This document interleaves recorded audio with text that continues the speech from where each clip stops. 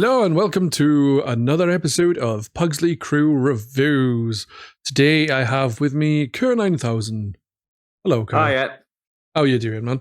I'm all right, chap. How are you doing? Yeah, doing good. Chilling. Been watching the film today, so, it's fresh in my memory. Not that helps half the time. Like last time, I was like, what do I say about this film again? And I'm hoping it's not going to be the same with this one. But yeah, I'm doing good. You up to much? Been up to much? No, not really. The usual, played some Fortnite, went to a Christmas lights turn on in one town. I'm going to one in another town in a couple of days. Nice. Been watching some Doctor Who? Yeah, I've been watching all the specials and the colorized Dalek one. And yeah. And I did give you advice on a spoiler-free review. Yeah. Very short one, but literally a line, but it's good. Go watch it. Done. I like the bit with the thing, I think is what I said. That's about all you can say with that one, isn't it? It's one of those episodes where to talk about it, you've got to spoil it or there's nothing to say. Yeah. I would agree with that because there's not really much they could say. You could say the villains are kind of like interesting. Why? I cannot tell you. Can't tell you anything other than that. It's a bit, yeah. So, there you go. I would say there's some stuff in this film which sort of ties back to that last Doctor Who to me in a way. Oh, really? Well, it's a case of where you've got an actor playing almost like two sides of one coin, if you know what I mean. Yeah. Yeah, I get you. So, before we talk about the actual film then, let's just people know the film is Legend. Don't know why it's not called Legends, unless it's a legend about the Kray Twins, which would make sense. That would make more sense than them both being a legend. Yeah, that makes more sense. I'm talking shit. It's called Legend because of the Kray Twins, and they are legend.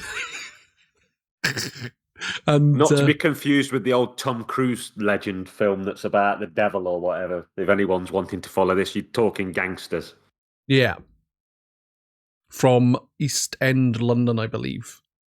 That would have made a weird podcast if one of us had watched the devil film and one had watched a gangster film. It would have been. It would have been quite interesting. So, what do you think of Tom Cruise in this? What? I think it was Tom Hardy, wasn't it? Yes, Tom Hardy. Yeah. A lot of people I think you've got the wrong Tom there, Pads. It's actually Tom Hardy in this film. No, I remember Tom Cruise being attacked by the devil. But what? That's what it would have been, literally. Yeah. Anyway. The film is basically about the Kray Twins. They were like gangsters from London. And I think they were quite dodgy because they were gangsters from London. Yeah. Yeah. Probably England's most well-known gangsters, especially for their time of day. Yeah. I think they had links to the mafia and stuff in America and things like that. According to the film anyway, and I'm assuming they did. Like, I don't know much about the Kray Twins because it's not something that has ever really... Like, I know of them, and I know they were gangsters and what have you, but I don't know a lot about them because it's not something I've followed. I know people have said this film is like 90% accurate. All right. There's some stuff where the timing's off and it's clearly been changed for dramatic effect. Yeah. And also a lot of people have a problem that he punches his wife in the face? Yeah, I think he might have bloody raped her as well, to be honest. Wow. Possibly. It depends whether you're talking implied or what you actually saw, but you certainly saw he'd give her a shiner. Apparently they never did anything wrong to women. No, They beat the living shit out of you if you were a man and, break your ribs, smash your face, and they didn't care, but apparently they were quite respectful to women. Yeah. Which a lot of gangsters weren't supposed to be. They were supposed to be an exception to the rule at the time in that way. Well, it was all about treating everyone equally, see? Man, woman, or child, you'll get the same kind of beating from me. No, not actually me. I mean, like, gangster me. Yeah, so like I said, don't know a lot about him, but the film I thought was rather enjoyable. I really did actually enjoy it. Last time I was watching we watched the film, it was that not very good one, which I didn't take a lot of notes because I don't know, I was just kind of bored watching it. I didn't find it that entertaining. Whereas this, I actually just got really into it and just enjoyed watching it, and then I forgot to actually write anything. The Victorian death camera one we watched. Yeah, Dead Still. That guy yeah. the guy out of Farscape. Yeah. Definitely the step up in it. Just a bit. Yeah. Just a little bit. But yeah, I rather enjoyed it. Like I said, like it well acted. I think Tom Hardy played two good characters, which were quite different to each other. You had one who, you had the one who was trying to be a bit more trying to be a little more sensible about things, whereas the other one you had who just didn't give a fuck and wanted fucking anarchy from the looks of things. Yeah. I think the one was mentally ill and didn't give a fuck on top of that. And the other one wanted to sort of stay below board, make a lot of money, but make smart decisions and, funnel it in ways where he wouldn't get attention. And it's a bit hard doing that, pulling his brother along. Yeah. Yeah. And obviously, like, the film, at least, obviously I'm not talking about real life because I haven't got a clue, but, like, in the film, like, he went to prison. Tom Hardy won. Went to prison. Yeah. Got the names all of a sudden. Reggie and Ronnie, yeah. I think it was Reggie went to prison and then, like, he come out and Ronnie'd fucked over his fucking club. Yeah. That he'd actually been working hard on to get up and running. And then, like, I think he did try and have a change of heart with the gangster stuff. Reggie, for the Francine or whatever her name was. Or he called her Frankie? Huh? Francis. Yeah, that's it. Yeah. My missus just shouted at me, Francis. Did you got headphones on? Can you hear me speaking? I should have got one on. So, because usually me and the missus will watch the films together. We haven't watched them all together because she was ill for a little bit, so she missed out a couple. But she didn't like that Dead Still either. She thought it was shit. Yeah, that's pretty much what my missus said. Whereas my missus loved this. Yeah, I believe my missus liked this too. She said it was good, which is rare because for me, when I say to my other half, I say, "What do you think of that film?" Her response is 95% of the time, "It's all right." All right. Could put the best film made out on and it'd be like, seriously, maybe, yeah, it was actually quite good. And that's about as far as you'll get. There's nothing like, oh, that was brilliant, that was. It was all right. Yeah, I think us men are more easily impressed by films. Go along with the ride a bit easier. Yeah. But with this now then, like you said, it's meant to be pretty bloody accurate. And I rather enjoyed it. I think one of the things I did like was where goes into prison the first time. Did you see him go into prison? And he's getting his ass kicked by the guards. Yeah. And then the one of them is like, "Oh, look at your hero. Look at him begging for water." And he didn't realize he took the cuffs off him, and then he handcuffs him to the rail, the prison bars, and then smashes his face in. That was great. Actually, I thought that was going to be worse. I thought he was going to hit him and yeah, go really overboard. But I thought he would have, but it only showed him hit him once, and that one he had a lot more damage done to his face from one hit than all the punches and kicks and hits that Reggie. Why am I saying the names wrong? Reggie took. Yeah, that was weird, wasn't it? Either that was a heck of a smack or he did more to him afterwards and you just didn't show her. Yeah, probably. Yeah. But there's a lot of interest in it. A lot of the C word mentioned in there as well. Oh, yeah. Especially by Reggie, Ronnie, both of them, really. That's another thing that apparently is a bit untrue. You know how the way that Ronnie keeps basically saying that he's gay all the time. Yeah. Apparently, he kept that a lot more secret in real life. His mum knew, his brother knew, and a few select members of his inner circle knew. But he was worried about letting anyone in general know in case it was like used against him or. Yeah. Whereas in this, he says it at the drop of a hat, and it's quite funny sometimes how he says it. Yeah. When they've got that Italian fixer guy that's come over, and he's like, "We get you pasta, get you booze, get you a girl." And he's like, "No, boy." Yeah. And then the way he goes into describing people is like, he's on about one of them where he had him like fucked up like a pretzel and shit. Oh, yeah, I bent him like a pretzel. Oh. That was funny. Yeah. Bend him up like a pretzel. Like, I think you can tell Tom Hardy loved playing this role.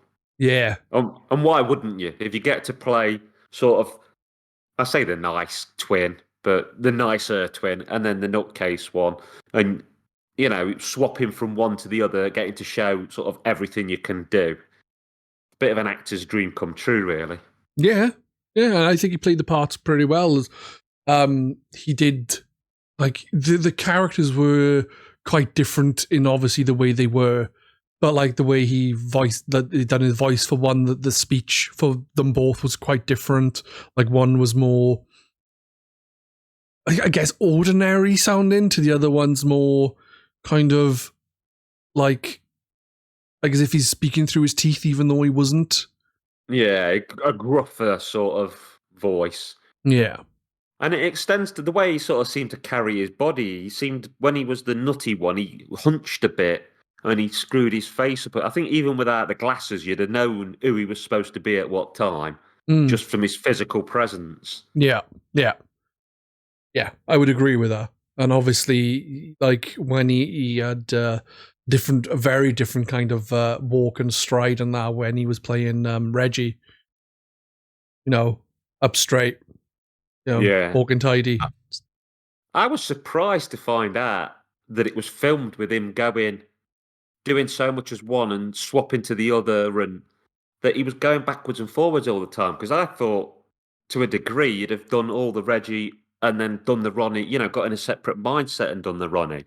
But apparently he was just ping-ponging backwards and forwards, doing a bit, going to makeup, being the other brother, doing a bit, and I wonder if he ever got confused and started just doing the wrong one in the wrong place. That would be hilarious. One of the scenes, man, it made me cringe talking about it. I don't know why. It just popped into my head. Is when they both fighting in the club. Oh, yeah. And he grabs him by the balls and starts lifting him. Yeah. Oh! Even my missus, like, she haven't got balls. And she's like, oh! You know what I mean? And I'm like, oh, you don't do that.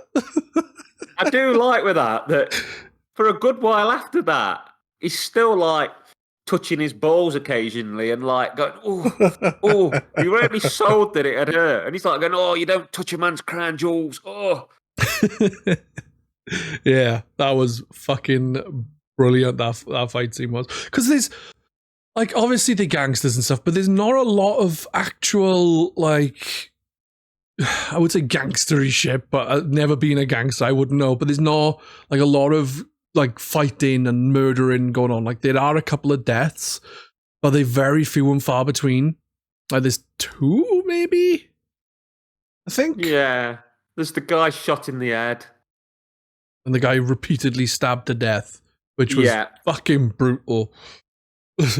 Oh, yeah, that was really took him to town.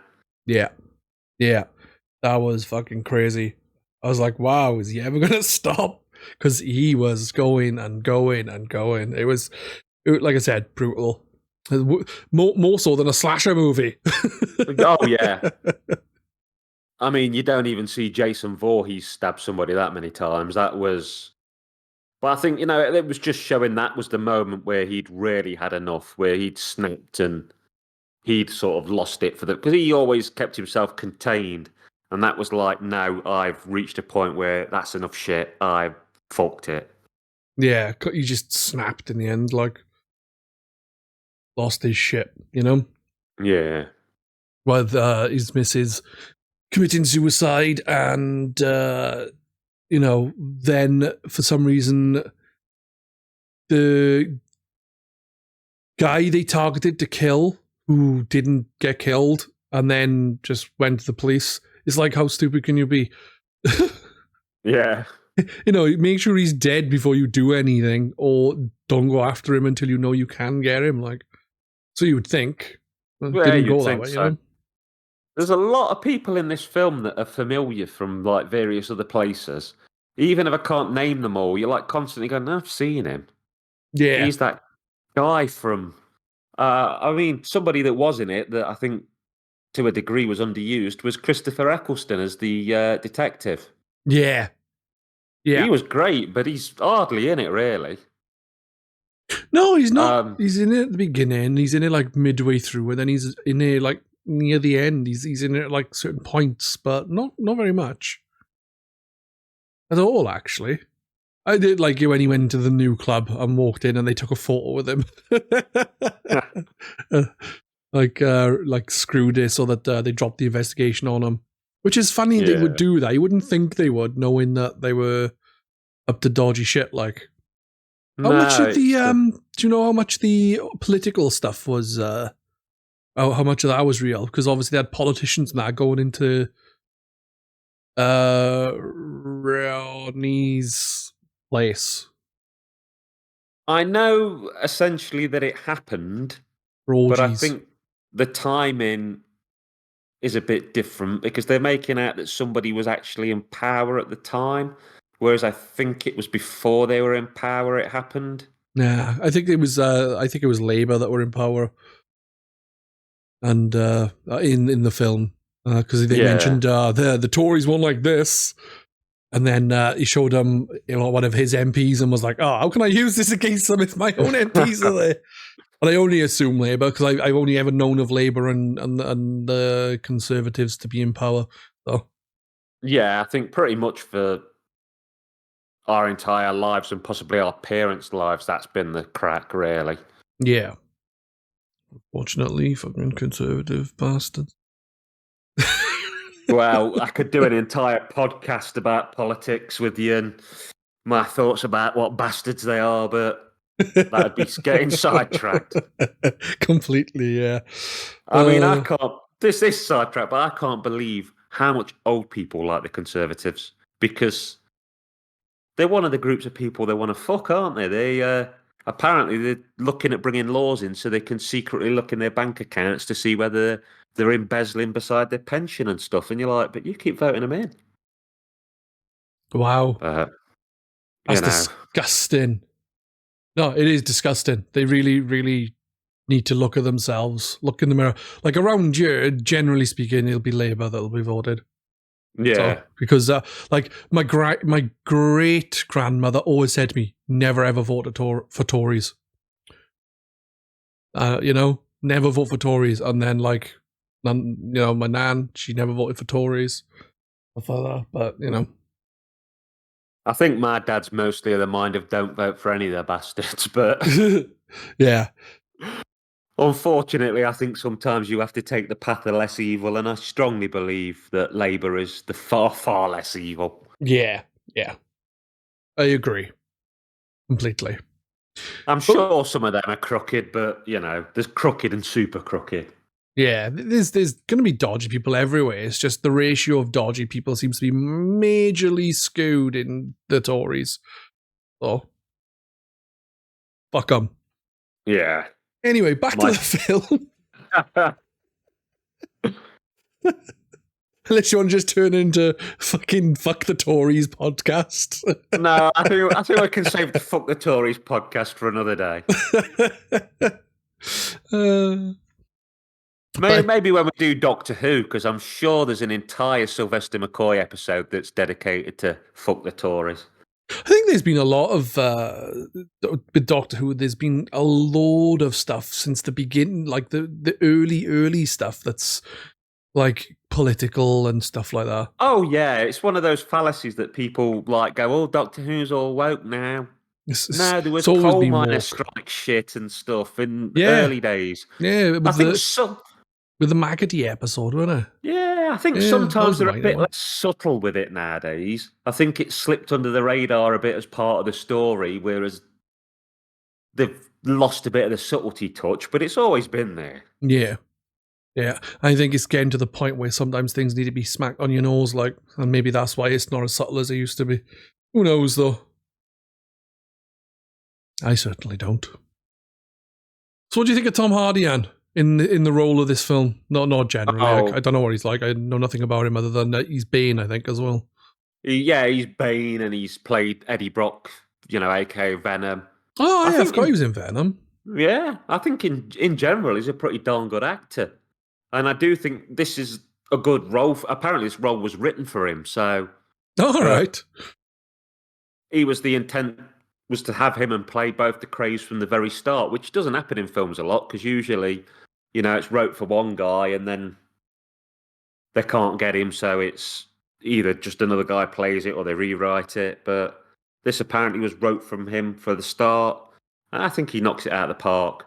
Yeah. Yeah, I think he was really good in there. Can't level a single criticism at him. No. And I can't really think of any actor in this film where I'm like, they're a bag of shit. Why are they in this? They're dirtying the place up. I think everybody... There's usually at least one nut in a film, isn't there, where you look at him and you go, oh, fucking hell, he's a bit over the top, or what's she on with? But there's nobody in this that bothered me in any way that I thought was bad. No. Eccleston was only in it a bit, but I thought he was really good. Yeah. There was the guy, Jack the Hat, played by Sam Spurrell. Or I might be saying his name wrong. I thought he was great. The lad that's Merlin in the TV show was in it as the Reggie Cray's missus's brother, and he was good. So I was constantly noticing people, and for a minute and going, "Oh, he's such a..." But straight away, then getting who they were and liking the job they did. Yeah. Do you think the 2 hours was long enough to tell the story of the Kray Twins then? Because obviously there was a lot that was meant to have gone on, but 2 hours isn't a long time. Or do you think it just gets the point across enough to show like just how fucking batshit one was compared to the other and all that kind of stuff?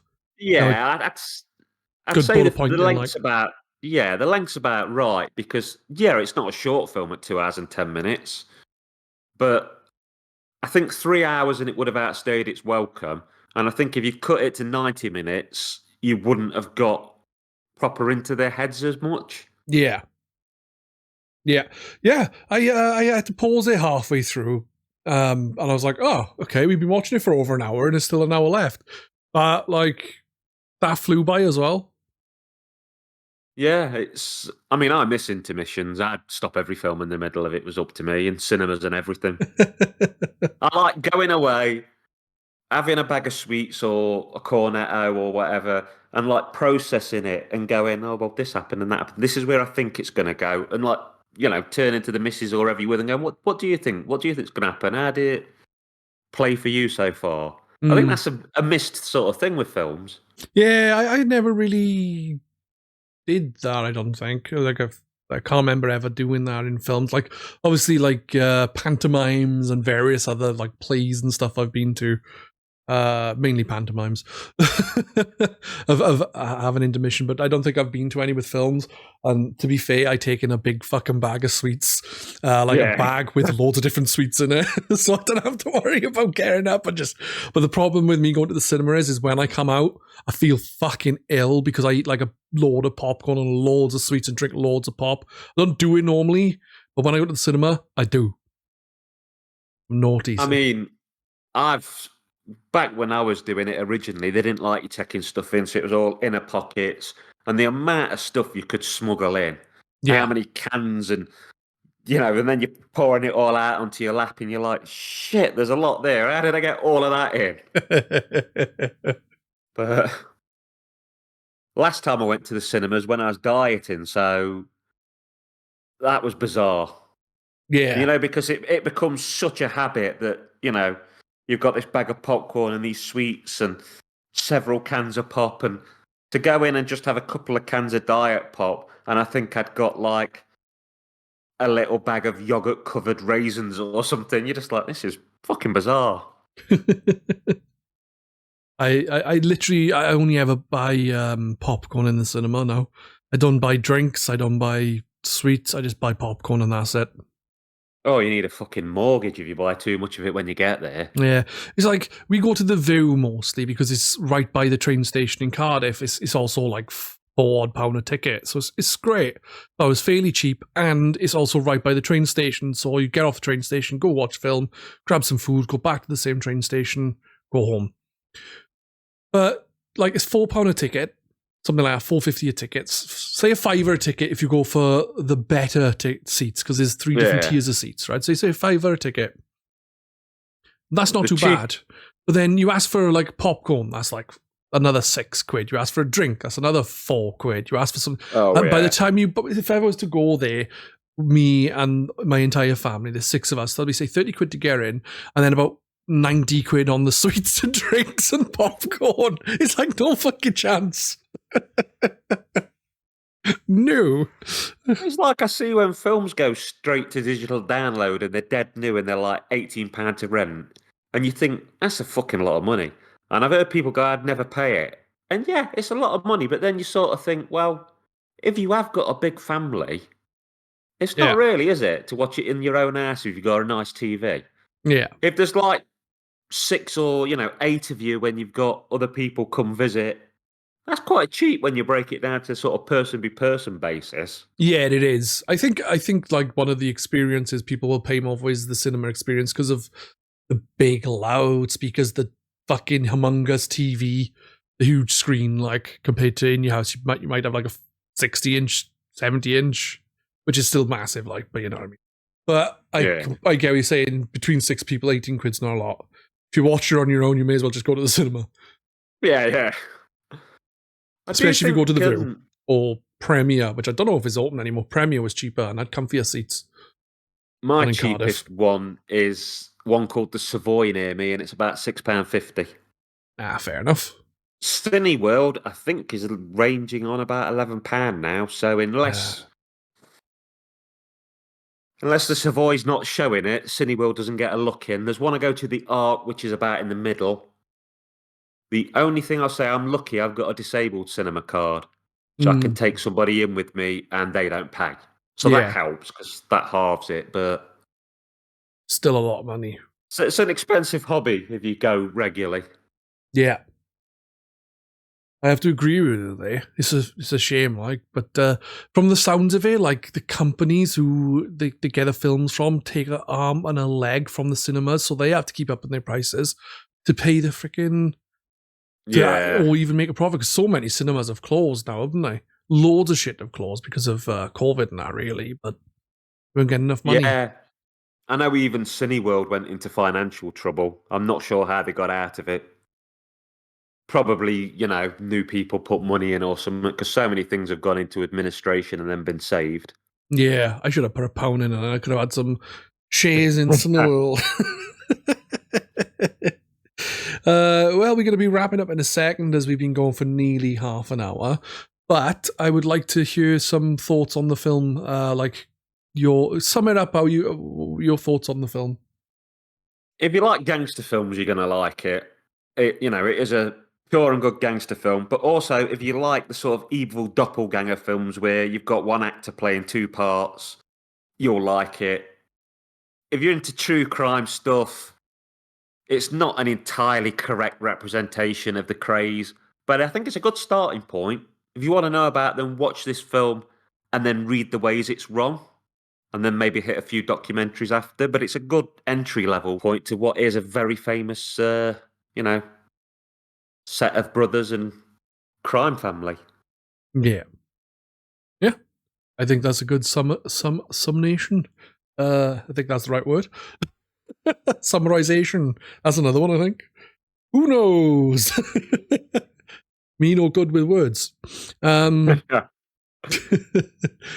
I really enjoyed it. Like my knowledge of the Kray Twins is pretty minimal.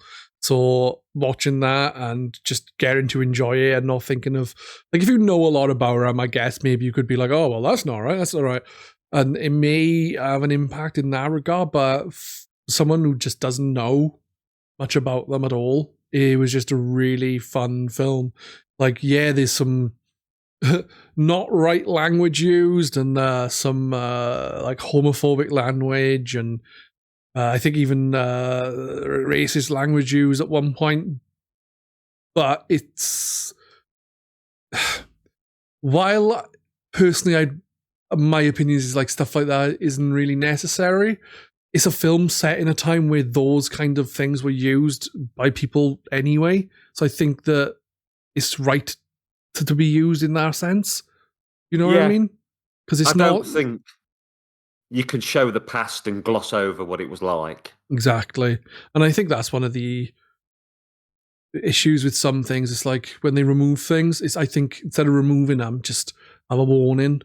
So because the things are still going to be about, it's just people can understand then what things were like and see how much progress that we made. Oh, yeah, definitely. But it's difficult, I guess, because at the end of the day, I'm not in the minority of things. So, no, I can't really judge on how to feel about it. I just have an opinion, like, Problem is, even if you do hit a minority group, like, I'm autistic and have PTSD and stuff, so I'm classed as disabled. But you only really speak for yourself, don't you? Because I can go, oh, that guy in that film was autistic. I thought it was quite real. It didn't offend me. Somebody else might watch it and go, I hate the way he's portrayed. That's a stereotype. That's... Yeah, exactly. It's difficult to judge, I don't know.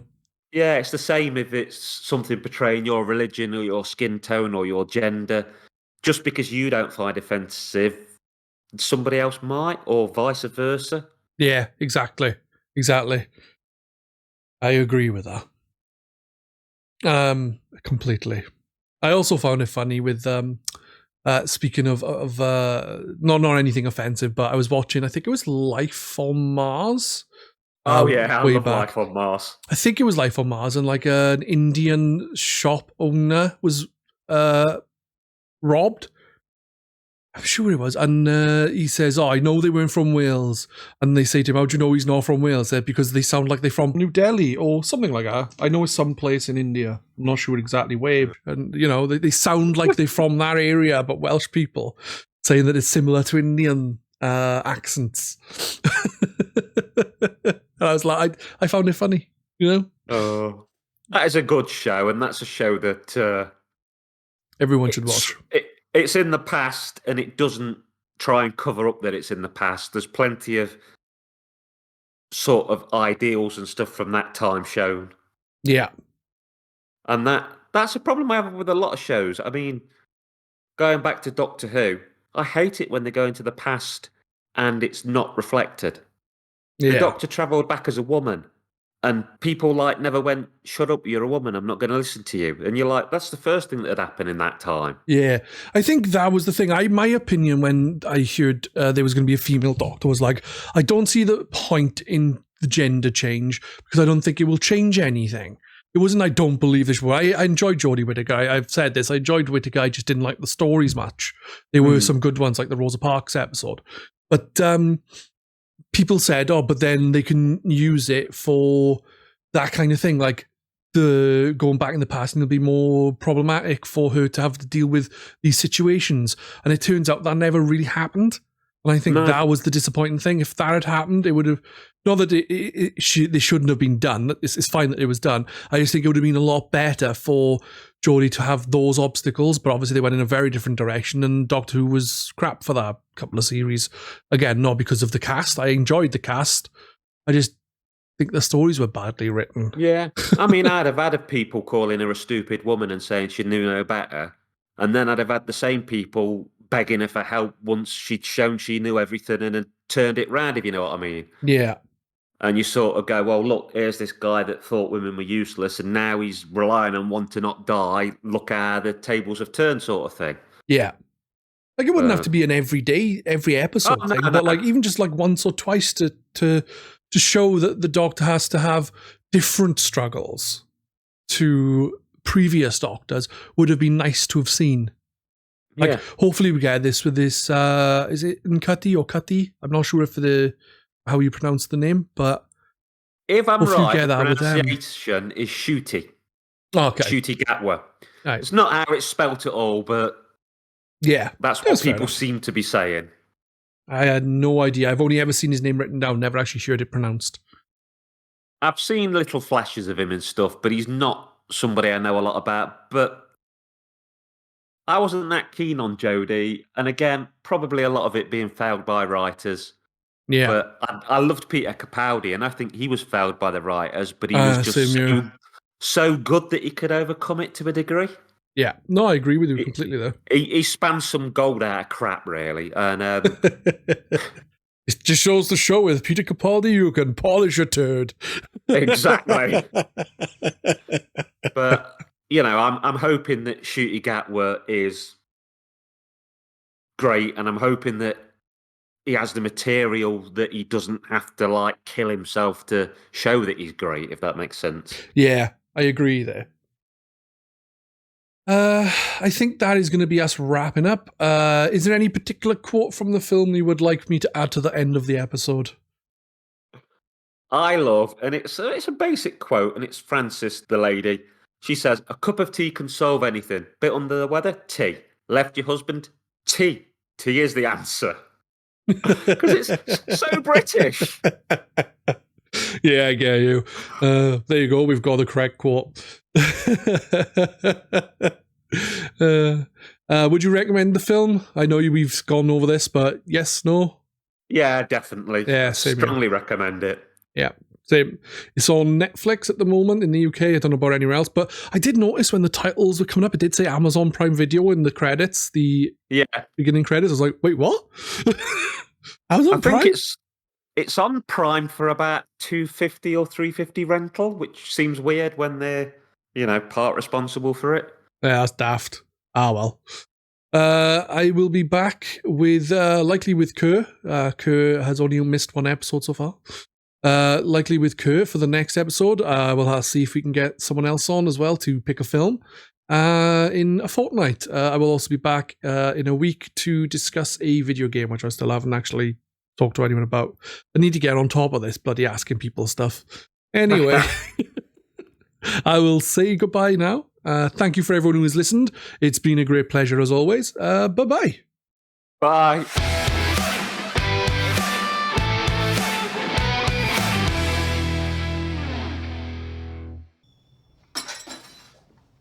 A cup of tea can solve anything. A bit under the weather? Tea. You've left your husband? Tea's the answer.